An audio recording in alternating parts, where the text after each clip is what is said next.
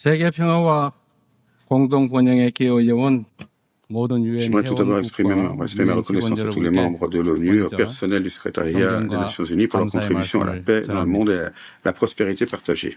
Permettez-moi de sincèrement féliciter son Excellence Annalena Baerbock, l'occasion de son accession à la présidence de la 80e session de l'Assemblée générale des Nations unies. Je rends également hommage au secrétaire général Antonio Guterres pour son dévouement indéfectible pour tout son dur labeur. J'espère que la 80e session de l'Assemblée générale des Nations unies parviendra à des résultats encore plus importants sous leur remarquable houlette.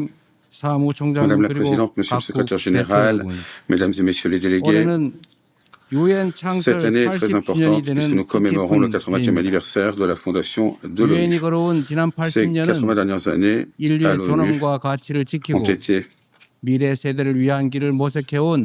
trajectoire précieuse nous permettant de protéger la dignité et les valeurs de l'humanité. Et nous avons cherché une marche à suivre pour les générations à venir. Si l'on nous demandait ce qu'a réalisé l'ONU, je répondrais sans doute, sans douter, regardez l'histoire des 80 ans de la République de Corée. Il n'est pas exagéré de dire que l'histoire de la République de Corée, pleine de défis et de ripostes, c'est l'histoire de l'ONU qui a constamment de relever les immenses défis auxquels est confrontée l'humanité.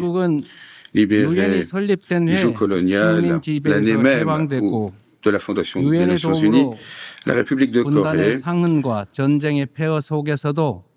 a émergé de la division et des cendres de la guerre grâce à l'aide de l'ONU. Elle a préservé son identité nationale tout en réalisant l'industrialisation et en devenant une démocratie. C'est pourquoi la République de Corée, en soi, est un pays qui prouve tout l'intérêt de l'existence de l'ONU. À chaque fois que la République de Corée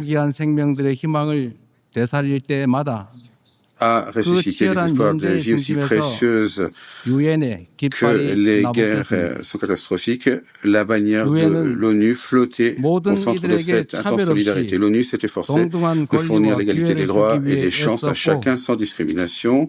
Il a fourni l'éducation, les vaccins pour que les vies des enfants fleurissent. Ce petit pays de l'Orient, qui s'est relevé avec l'aide de l'ONU et de la communauté internationale, est devenu un fier membre de l'ONU qui attire l'attention du monde. Il a un rôle et une responsabilité croissante comme membre de la communauté internationale, et ce plus rapidement que tout autre pays. Il y a eu des moments lorsque la démocratie et la paix étaient en crise, mais chaque fois, la République de Corée a fait face avec une force indéfectible. Même un coup constitutionnel n'a pas pu mettre à bas la volonté de la population de la République de Corée, son désir de démocratie et de paix, la révolution de la lumière, qu'a mené la population de la République de Corée contre les ténèbres de l'insurrection l'hiver dernier a été un moment historique qui a démontré la brillante réalisation de l'esprit des Nations Unies. La résilience, la force remarquable de la démocratie dont a fait preuve la République de Corée seront les nôtres comme celles du monde entier.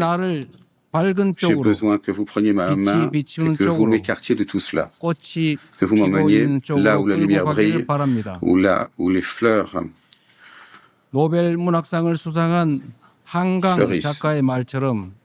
Comme le prix Nobel de littérature Han Gang l'a écrit, la République de Corée sera un jalon de lumière pour tous ceux qui se joignent à ce voyage vers la démocratie. Aujourd'hui, à l'Assemblée générale des Nations unies, où la paix dans le monde et la prospérité commune de l'humanité font l'objet de débats, je suis fier d'annoncer qu'une nouvelle République de Corée qui sera une lueur d'espoir pour les citoyens du monde a achevé son retour dans la communauté internationale.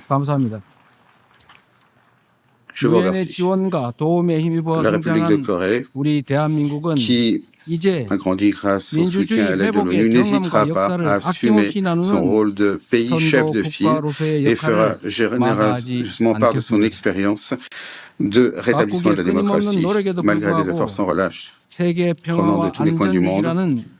La détermination de la communauté internationale et son aspiration à maintenir la paix et la sécurité internationale, il y a 80 ans, reste toujours une tâche inachevée pour tous. 280 millions de personnes souffrent toujours de la faim extrême. Les conflits armés partout dans le monde, y compris en Ukraine et au Moyen-Orient, ainsi que la crise climatique, qui est déjà devenu un véritable problème, menace la survie de l'humanité.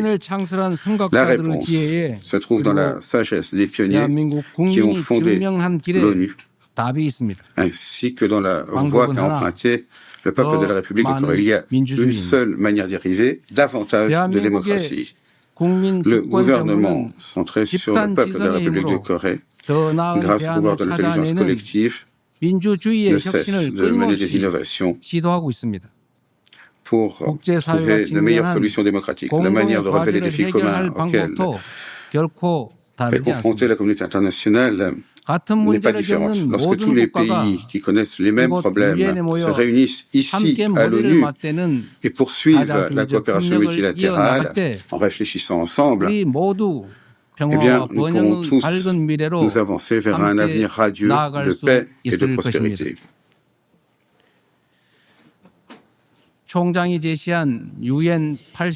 J'attends avec intérêt l'initiative ONU 80 présentée par le secrétaire général. Il s'agit d'une vision qui permettra d'améliorer l'évolution de l'ONU et ses progrès à la hauteur des exigences de notre temps. J'espère également que le Conseil de sécurité pourra augmenter le nombre des sièges des membres non permanents, reflétant ainsi les changements de l'environnement international, ce qui permettra de renforcer l'efficacité et la représentation française. En tant que membre du Conseil de sécurité pour le mandat 2024-2025, la République de Corée s'efforce de faire en sorte que le Conseil de sécurité des Nations Unies puisse réagir de manière proactive aux menaces à la paix et à la sécurité internationale. Madame la Présidente, Monsieur le Secrétaire général, Mesdames et Messieurs les délégués, la République de Corée, qui a rétabli la démocratie, rêve d'un avenir meilleur. La République de Corée assumera ses responsabilités en tant que puissance mondiale responsable, qui ne cesse de défendre les valeurs de liberté, droits humains, inclusion et solidarité défendues par l'ONU. Nous continuerons à développer nos institutions et notre culture afin que chaque personne résidant en République de Corée, citoyen comme étranger, puisse être respecté en tant que membre de société sur un pied d'égalité dans tous les domaines de la vie. La République de Corée renforcera et sera à la tête de la coopération avec la communauté internationale en réalisant les valeurs du respect des droits humains. Dans une période de crise, lorsque la survie immédiate est une tâche urgente, des mots comme la solidarité, la coexistence et la coopération peuvent sembler quelque peu distants. Cependant, l'humanité a toujours rêvé d'espoirs aussi élevés que la profondeur de son désespoir et a réalisé les progrès que nous connaissons aujourd'hui grâce à une passion pour un avenir meilleur.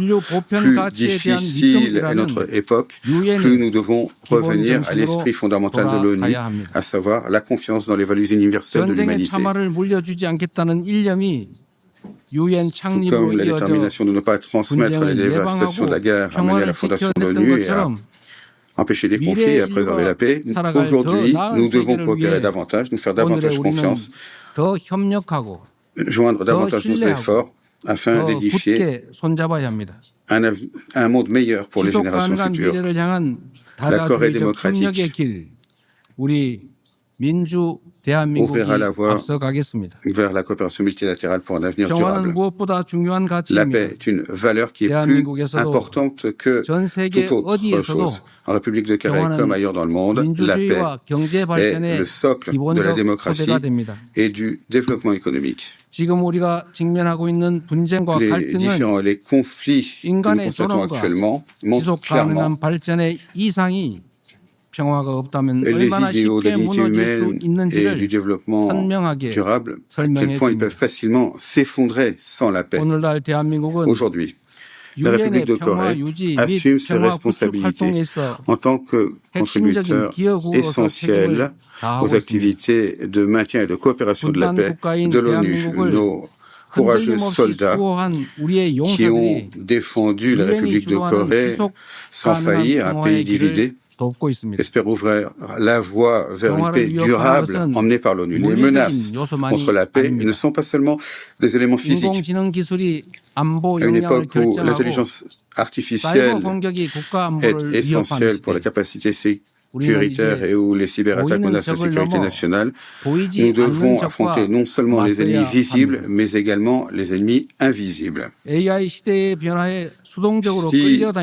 nous nous laissons passivement entraîner par les changements de l'ère de l'intelligence artificielle, nous aboutirons à une dystopie de polarisation accrue d'inégalités. Nous ne pourrons pas disperser les ténèbres des atteintes aux droits humains provoquées par la mauvaise utilisation des technologies. Mais si nous pouvons relever ces défis de manière proactive, nous pouvons utiliser cette importante productivité comme une force motrice pour poser les bases de l'innovation et de la prospérité et créer une base utile pour renforcer la démocratie directe. J'espère que le débat public que je présiderai en tant que président du Conseil de sécurité demain apportera une contribution importante aux efforts de la communauté internationale visant à promouvoir l'utilisation responsable de l'intelligence artificielle. En outre, nous avons l'intention de faire part de notre vision pour l'avenir de l'intelligence artificielle à travers l'initiative APEC-IA lors de la réunion des dirigeants économiques de l'APEC qui aura lieu à Gyeongju en Corée le mois prochain.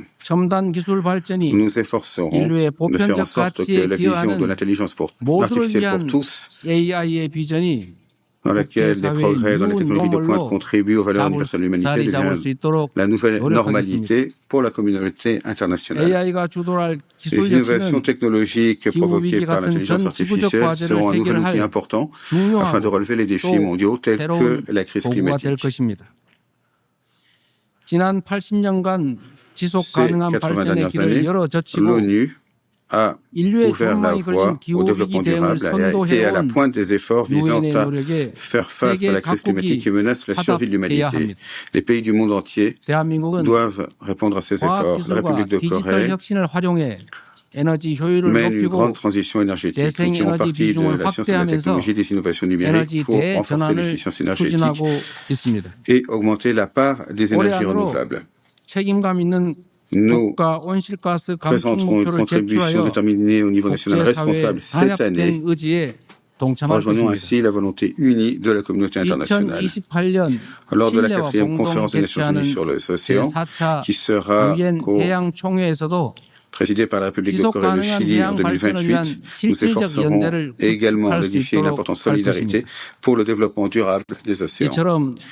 De tels efforts menés par la République de Corée afin de relever activement les défis mondiaux, repose sur un ferme engagement qui est de tenir la promesse partagée de l'humanité pour le développement durable.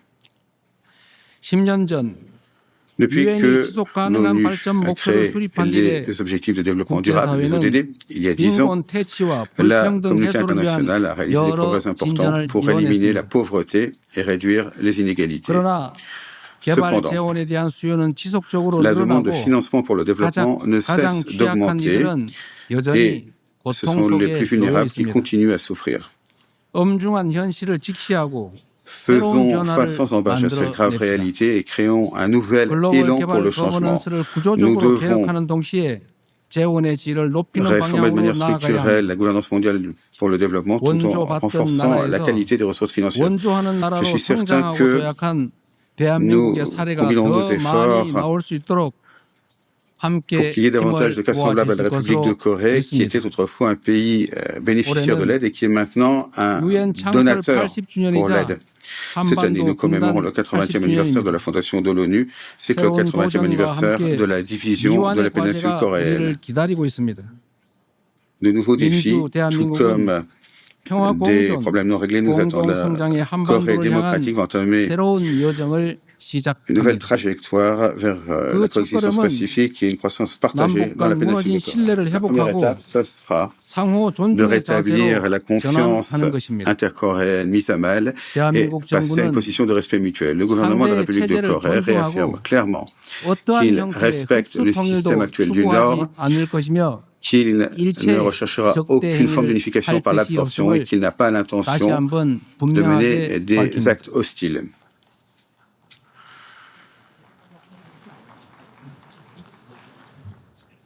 Sur la base de ces trois principes, nous avons l'intention de rompre le cercle vicieux de tensions militaires intercoréennes superflues et d'actes hostiles. C'est pourquoi nous avons pris des mesures proactives. Nous avons arrêté d'envoyer des tracts et nous avons suspendu nos émissions vers le nord. Pour l'avenir, le gouvernement de la République de Corée s'efforcera constamment de rechercher un moyen de réduire les tensions militaires et de rétablir la confiance intercoréenne. La meilleure manière d'avoir la paix, c'est de faire en sorte qu'il ne soit pas nécessaire de se battre grâce à un dialogue concentré sur les échanges de normalisation, la dénucléarisation, END en anglais. Nous devons mettre un terme à l'ère d'hostilité et de confrontation dans la péninsule de Corée et parvenir à une nouvelle ère de coexistence pacifique et de croissance partagée. Le fait que les échanges et la coopération permettent de parvenir plus rapidement à la paix est une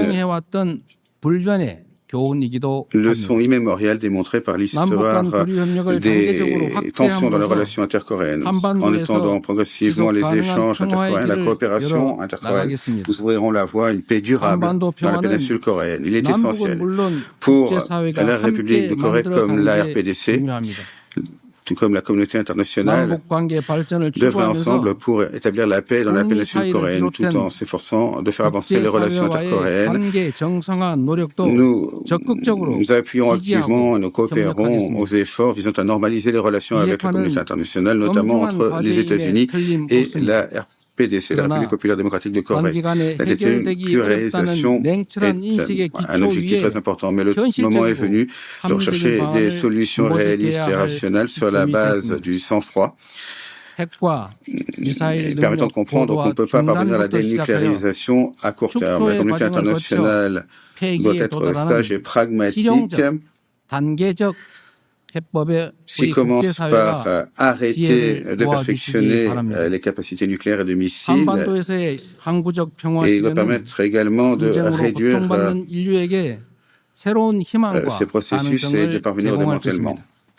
Parvenir à une paix durable dans la péninsule de Corée présente un nouvel espoir afin de mettre un terme aux souffrances humaines grâce au conflit. La République de Corée mettra un terme à la guerre froide dans la péninsule de Corée grâce à l'initiative END et assumera ses responsabilités pour contribuer à la paix mondiale et à la prospérité.